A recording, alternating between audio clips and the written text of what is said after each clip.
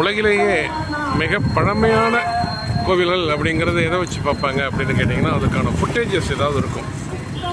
இது இத்தனை வருஷத்துக்கு முன்னாடி கட்டின கோயில், இது வந்து கிபி 1800, கிபி 1600, 700 அப்படிலாம் இருக்கும், பார்த்துருக்கலாம் நீங்கள். இந்த கோவில் ஒரு 4000 ஆண்டுகளுக்கு முன்பு கட்டப்பட்டது என்பதால் ஆச்சரியப்பட ஒரு சூழல் தானே அது. இது எந்த வருஷம் கட்டினது அப்படிங்கிறது யாருக்குமே தெரியாது அப்படிங்கிறாங்க. நீங்கள் ஒருவேளை நீங்கள் கூகுளில் போய் செக் பண்ணாலுமே கூட இட்ஸ் அன்னோன், அப்புறம் நாட் ஐடென்டிஃபைடு அப்படின்னு தான் வரும். எந்த ஆண்டு கட்டப்பட்டது இந்த கோவில் அப்படிங்கிறது திருவாரூர் தியாகராஜர் ஆலயத்தில் தான் நம்ம நிற்கிறோம். இது வன்மீகிநாதர் தான் இங்கே மூலவர். இருந்தாலும் இங்கே வந்து ஹீரோ யார் அப்படின்னு கேட்டிங்கன்னா அவர் தியாகராஜர் தான். தியாகராஜரை வந்து கடவுளுக்கெல்லாம் கடவுள் அப்படிங்கிறாங்க. அதனால தான் இந்த கோயில் மிக பெருமையாக ஒரு பேசப்படுகிறது என்றால் அது மிக அல்ல. இதனுடைய சுற்றுப்புற சுவரை பாருங்கள், இது எத்தனை அடி இருக்கும் அப்படிங்கிறத நீங்கள் மனசுலேயே நீங்கள் கணக்கு பண்ணிக்கலாம். சுவற்றினுடைய உயரம் என்னென்னு பார்த்தீங்கன்னா 30 அடி. வடக்கு தெற்கு நீளம் பார்த்தீங்கன்னா கிட்டத்தட்ட 656 அடி நீளம். அதை விட கிழக்கு மேற்கு அதுதான் அந்த கோயிலினுடைய நீளம்னு சொல்லணும். அது 846 அடிங்கிறாங்க. ரெண்டு புறமும் பார்த்துக்கணும். 846 × 846, அதுமாதிரி 656 × 656. அவ்வளோ தூரம் அது நீளமான ஒரு சுற்றுப்புற சுவர் உலகத்தில் அமைந்த ஒரு சில கோயில்களும் இந்த கோவிலும் ஒன்று என்று பதிவுகள் கூறுகின்றன. இது இப்போ நம்ம பார்க்குறது எதுன்னு கேட்டிங்கன்னா கமலாலயம். கமலாலயம் என்றால் தீர்த்தம். இந்த மாபெரும் தீர்த்தத்தினுடைய மொத்த பரப்பளவு எவ்வளோன்னு கேட்டிங்கன்னா 5 வேலி. 5 வேலி என்பது ஒரு 30 ஏக்கர். ஆக இந்த குளம் 30 ஏக்கர். அதே போல தான் அதே பரப்பளவு தான் கோவிலும் 30 ஏக்கர், 5 வேலி.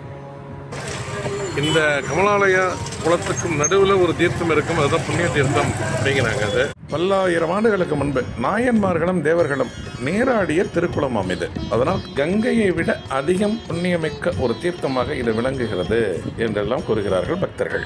இப்போ நம்ம நிற்கிறது எங்கன்னு கேட்டிங்கன்னா மேற்கு கோபுர வாசல், இதுபோல் அங்கே கிழக்கு வாசலும் இருக்குது. இது மாதிரி 9 ராஜகோபுரங்களே உள்ள ஒரு கோவில் அப்படிங்கிறாங்க.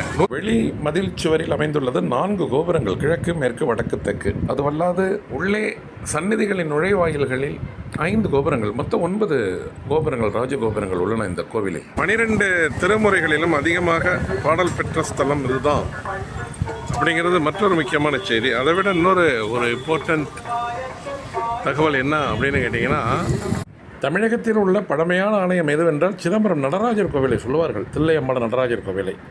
அந்த கோவிலுக்கு முன்பே இந்த கோவில் கட்டப்பட்டிருந்திருக்க வேண்டும் என்பதுதான் பதிவேடுகளில் காணப்படும் உண்மை. இது இத்தனாவது வருஷம் கட்டப்பட்டது என்று சான்றுகள் எதுவும் இல்லாவிட்டாலும் சமய குறவர்கள் 4 இங்கு தங்களுடைய பாடல்களை பாடும் பொழுது தில்லையம்பலத்தை பற்றி, திருச்சிற்றம்பலத்தை பற்றி எதுவும் குறிப்பிடவில்லை. இங்கு காணப்படும் கல்வெட்டுகளிலோ அல்லது மற்ற பதிவேடுகளிலோ திருச்சிற்றம்பலம் என்றொரு வார்த்தை இல்லாததனால் இந்த கோவிலை கட்டி முடித்த பிறகுத்தான் சிதம்பரத்தில் உள்ள தில்லை நடராஜர் கோவில் கட்டப்பட்டிருந்திருக்க வேண்டும் என்று ஒரு பதிவேடு கூறுகிறது. அடுத்து திருவாரூர் தியாகராஜர் கோவிலினுடைய மிக முக்கியமான அம்சம் என்னவென்றால் ஆழித்தேர். அனைவரும் அறிந்ததே. இந்த தேரினுடைய உயரம் எவ்வளவு என்றால் 96 அடி, சற்றேறக்குறைய 100 அடி அலங்கரிக்கப்பட்ட நிலையில். இதனுடைய அகலம், அதாவது தேரினுடைய பீடம் மட்டுமே 31 அடி அகலம் கொண்டது. ஆசியாவிலேயே மிகப்பெரிய தேர் என்று அழைக்கப்படுகிறது. இன்னும் சொல்லப்போனால் உலகிலேயே மிகப்பெரிய நகரும் தேர் எதுவென்றால் திருவாரூர் தியாகராஜர் ஆழித்தேர் தான். அப்படியானால் இந்த தேரினுடைய எடை எத்தனை இருக்கும் என்று கேட்டால் மயக்கம் வரும் நமக்கு. அலங்கரிக்கப்படாத நிலையிலேயே 300 டன் இருக்குமாம் இந்த தேரினுடைய எடை. அலங்கரிக்கப்பட்ட பிறகு 100 டன் கூடுமாம், 400 டன் எடை இந்த தேரினுடைய மொத்த வெயிட். உலகிலேயே அதிக எடை கொண்ட நகரும் சேரட் என்பது இதுதானாம். சரி, தேரினுடைய சக்கரங்களின் விட்டம் எத்தனை என்று பார்ப்போம், எவ்வளவு என்று பார்ப்போம். ஒவ்வொரு சக்கரத்தினுடைய விட்டமும் 9 அடி, 2.7 மீட்டர் வருகிறது.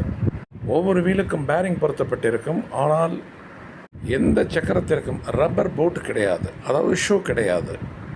ரப்பர் போட் அமைப்பது மிகப்பெரிய ஒரு விஷயம் அல்ல. ஆனால் அப்படி அமைத்து விட்டால் பழமை மாறிவிடும் என்பதற்காக அந்த முயற்சியில் இறங்காமல் இருக்கின்றார்கள் என்று கூறுகிறார்கள். நன்றி நேயர்களே. மற்றொரு தருணத்தில் மற்றொரு ஆலயத்தை பற்றி நாம் விரைவாக மற்றொரு வீடியோவில் நாம் காண்போம். அதுவரை உங்கள் அனைவருக்கும் அன்பு வணக்கம் கூறி விடைபெற்றுக் கொள்வது உங்கள் மகேந்திரன் குளோபல் டிவியிலிருந்து. நன்றி, வணக்கம்.